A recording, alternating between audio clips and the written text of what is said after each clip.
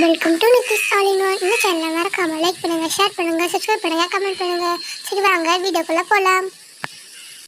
இந்த வீடியோவில் நம்ம என்ன பார்க்க போகிறோம்னா how to improve positive thinking. அதாவது நம்ம எப்படி பாசிட்டிவ் திங்கிங்கை இம்ப்ரூவ் பண்ண முடியும் தாங்க பார்க்க போகிறோம்.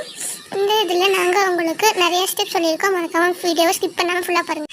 ஃபர்ஸ்ட் ஸ்டெப் என்னென்னா start your morning in positive affirmation. அதாவது நீங்கள் உங்கள் மார்னிங்கை ரொம்ப பாசிட்டிவாக வச்சுக்கோங்க.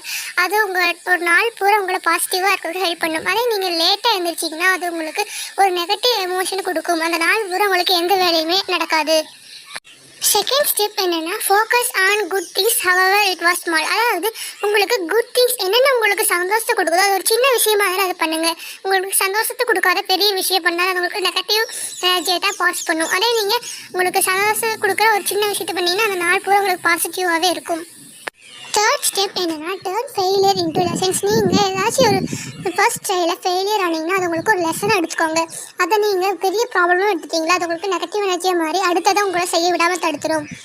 ஃபோர்த் ஸ்டெப் என்னென்னா transformative negative talk into self positive talk. அதாவது நமக்குள்ளேயே ஒரு பேசிப்போம். அது வந்து நெகட்டிவாக பேசிக்கிறதுக்கு பதிலாக நம்ம பாசிட்டிவாக பேசினோம்னா அது நம்மளுக்கு பாசிட்டிவ் மைண்ட் செட்டை கொடுத்து நம்மளுக்கு கோல் அச்சீவ் பண்ணுறதுக்கான ஹெல்ப் பண்ணும்.